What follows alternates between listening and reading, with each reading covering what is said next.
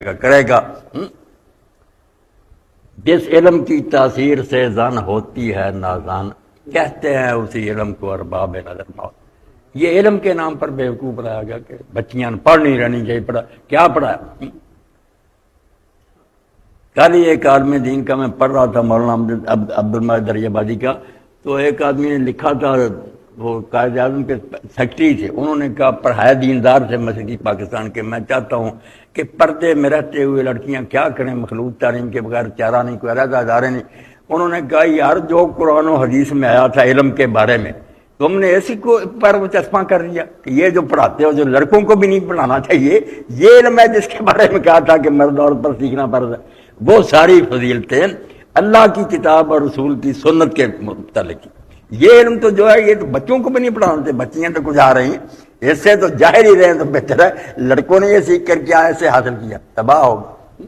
تو یہ سازش کی ان لوگوں نے کہ اسکول اور کالج کھول دو علم کے نام پر، اور عورتوں کو ترقی، جیسے کہ انصاف فرما رہے تھے مودودی صاحب نے جب پردہ لکھی تو انہوں نے کہا یہی بدماشوں کا طریقہ ہوتا کہ ان عورتوں کو گھروں سے ایک مرتبہ باہر نکالو، پھر شکار سامنے آ گیا، جہاں جی چاہے پکڑ لیں، گھروں میں تو آئیں گی تو تحفظ ہے۔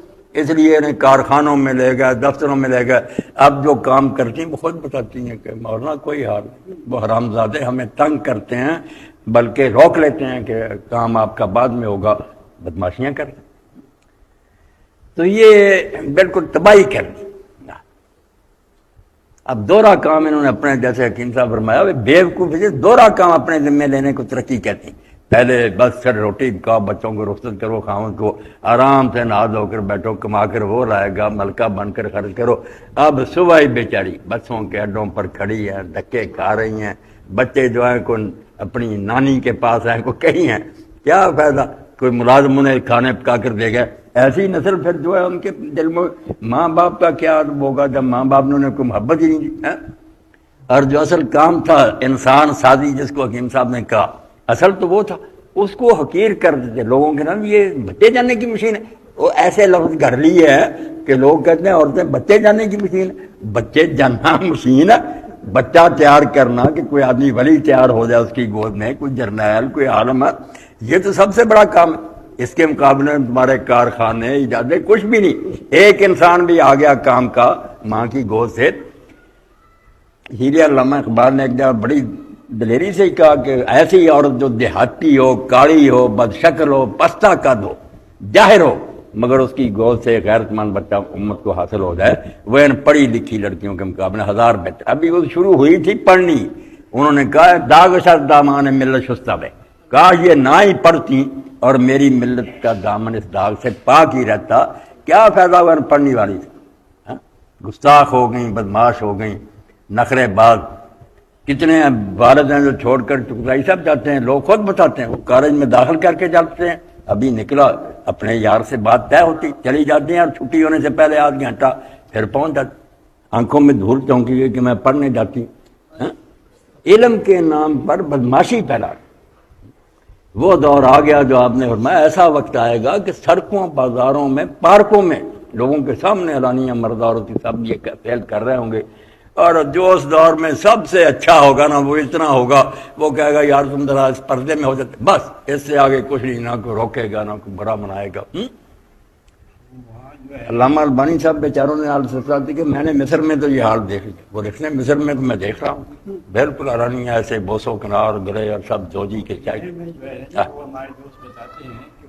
بوسو کنار سر عام ہوتی ہے، وہ اس کو غیر مذہب نہیں سمجھا جاتا، جو ان کو دیکھ کے گول کے کہ یہ برا کام کر رہے ہیں اس کو برا سمجھا جاتا ہے۔ وہاں یہ ہے تھانوی صاحب رحمۃ اللہ علیہ فرماتے ہیں ترقی کا کون دشمن ہے، مگر فیصلہ تو کرنا کہ ترقی ہے کیا۔ انسانیت کی طرف بڑھنے کو ترقی کہتے ہو یا حیوانیت کی طرف بڑھنے کو ترقی کہتے ہو نا؟ ایک کراچی جانا چاہتا ہو، اس کی ترقی تو یہ کہ ادھر کو وہ جائے اور قریب ہوتی جائے کراچی، ایک دوسری طرف منہ کر کے چل پڑتا، اس کی ترقی کیا ہو، جتنا تیز چلے گا تباہ ہوگا۔ اس لیے یہ گڑھے کی طرف جو بھاگے جا رہے ہیں نا، حیوانیت کی طرف، یہ کیا ترقی؟ انسانیت کی ترقی کہتے ہو، دین ہونا چاہیے، شرافت ہو، احترام ہو، ایک دوسرے کا لحاظ ہو۔ اب اللہ پر ایمان کا حال حکیم صاحب یہ ہے، لکھتے ہیں محمد موسیٰ بھٹو، رسالہ نکلتا ہے نا بیداری، وہ کہتے ہیں کہ ایک شخص نام لے کر نکال، فلاں بیمار ہو گیا.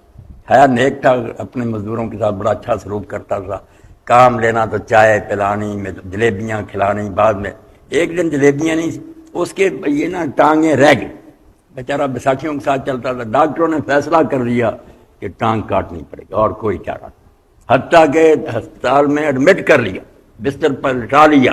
ہاں, مگر اس نے نا بیچارے نے جو لوگ تھے بلائے, اس نے کہا یہ 70,000 یار میرے پاس ہے, اب پتہ نہیں میں بچوں کے لیے سارے غریبوں میں تقسیم کر. اب وہ اٹھ کر کسی کام کے لیے گیا اور پھر لوگوں نے دیکھا کہ وہ تو ٹھیک چلا آ رہا. انہوں نے کہا آپ تو بیمار تھے اور آپ کی ٹانگ. اس نے کہا یار ایک بگولا آیا, اٹھا کر مجھے پھینکا, میں اٹھا تو میری یہ ٹانگیں بالکل درست, سارا خلل جاتا. اللہ کے راستے میں اس نے خیرات کی اور صدقے کے صدقہ وہ بالکل اس کو ڈاک میں. یہ خود دہریے ڈاکٹر بھی وہاں کہتے ہیں کہ یار مذہب جس کو مانتے ہو اس کو تم یاد کرو, اس کو مانتے ہیں کہ اس کی بڑی شفا ہوتی ہے, مگر صرف اس لیے ادھر نہیں آتے کہ اللہ کو ماننے سے کوئی انسان کو پابندیاں قبول کرنی پڑتی ہیں, ورنہ اتنی مت نہیں ماری گئی کہ اتنا بڑا جہان دیکھ کر پتہ نہیں چلتا کہ یہ خود بخود چل رہا. نہیں, سب سمجھتے ہیں, مگر اللہ کا اقرار کریں تو پھر اپنے آپ کو کسی حد میں رکھنا پڑتا. وہ مجبور کرتی ہے, انکار کر. فطرت کا کوئی نام اس کا مادہ ہی رکھے, مگر مانے تو صحیح نا کچھ طاقت ہے, ذی شعور ذہن ہے جو چلا رہا ہے. جی اگلا کیا مضمون؟ ہاں انشاءاللہ ریاض صاحب اگلی مرتبہ ہوئے تو پھر پڑھیں. خدا پرست تہذیب اور مادی ترقی.